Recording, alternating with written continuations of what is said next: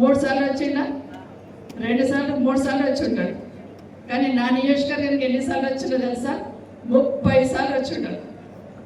30 సార్లు నా నియోజకవర్గం చుట్టే తిరుగుతున్నాడు. ఎవరంటే ఫ్యూచర్ సిటీ అంటాడు, అక్కడికనే టైంపాస్ కాకపోతే పోయి ఆ బిల్డింగ్ చూసి వస్తా అంటాడు. ఎయిర్పోర్ట్లో దిగుతాడు, చక్కగా బిల్డింగ్ కడిపోతాడు, అది ఏముండదు, పోయి చూసి వస్తాడు. ఎందుకు అని ఆలోచిస్తూ ఉంటే కేసీఆర్ గారు ఉన్నప్పుడు కూడా రైతు చుట్టే తిరుగుతుండే. ఎందుకంటే రైతు భూమిని నమ్ముకొని బ్రతుకుతూ ఉంటాడు. కాబట్టి రైతు చుట్టే తిరుగుతుంటే అక్కడ కూడా భూమి గురించి ఆలోచిస్తాడు. రేవంత్ రెడ్డి గారు కూడా భూమి చుట్టే తిరుగుతున్నాడు. సూర్యుడి చుట్టూ ఎట్లా భూమి తిరుగుతుందో మా భూమి చుట్టూ అంతా మన రేవంత్ రెడ్డి గారు తిరుగుతున్నారు. అదంతా అక్కడ ఉంది కాబట్టి అక్కడే తిరుగుతున్నారు మొత్తం 30 సార్లు. అందుకే చెప్తున్నా, నిన్న కూడా అక్కడే సాయంత్రం 5 గంటలపై మొక్క పెట్టొచ్చింటాడు. 5 గంటల గంటల మొక్క పెడతాడు. వన మహోత్సవం అనేది ఏ ముఖ్యమంత్రి అయినా పొద్దున 9 గంటలకు చేస్తాడు. ఎంత బిజీలు ఉన్న ముఖ్యమంత్రి అయినా 9 గంటలకు చెట్టు పెట్టికి వన మహోత్సవం స్టార్ట్ చేస్తారు. కానీ ఈ ముఖ్యమంత్రి గారు ఏంటంటే సాయంత్రం 5 గంటలకు స్టార్ట్ చేసింది. ఎట్లా ఉందంటే ఈ రాష్ట్రంలో జరుగుతున్న పాలన చూస్తూ ఉంటే నిజంగానే పట్టింపు లేదు, బాధ్యత లేదు, కన్సర్న్ లేదు. అంటే బాధ్యత అనేది లేకుండా అయిపోయిందనే వాస్తవంగా అర్థమవుతుంది.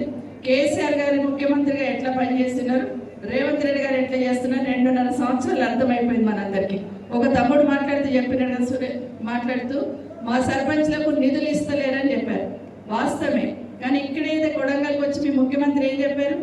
ఏ సర్పంచ్ అయినా కానివ్వండి, ఏ పార్టీలైనా కానివ్వండి, నాకు పార్టీ పట్టింపు లేదు, నేను మాత్రం అందరికీ నిధులు ఇస్తాను.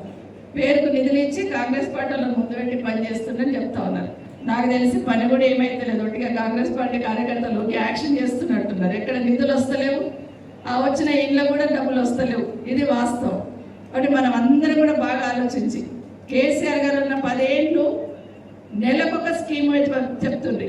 తను మాట ఇవ్వకపోయినా నెల రోజులు తిరిగితే కొత్త స్కీమ్ ఏదో వస్తుందా అని చూస్తూ ఉంది. కానీ 2 సంవత్సరాలు ఏం చూస్తున్నాం? నెలకొక స్కామ్ చూస్తున్నాం. రాష్ట్ర వ్యాప్తంగా స్కామ్లే, ఇప్పుడు మీ దగ్గర కూడా స్కామ్లే. ఇంతకుముందు నరేంద్ర మాట్లాడితే చెప్పినాడు కదా, అన్ని స్కామ్లే జరుగుతున్న విషయాన్ని మనం చూస్తూ ఉన్నాం. ఇట్లా చెప్తుపోతే చాలా కార్యక్రమాలు. ఒకటి నిన్న మాట్లాడుతూ తెలంగాణ పబ్లిక్ స్కూల్ అని అక్కడ పోయి స్టార్ట్ చేసి వచ్చింది. ఎక్కడ? ఆరుట్లలో. ఆ స్కూల్ ఎప్పటిదంటే 50 ఏళ్ల కింద స్కూల్ బిల్డింగ్. మంచి స్కూల్ ఏదంటే ఆరుట్లో చెప్పేవాళ్ళు, అన్ని అక్కడే ఉంటాయి.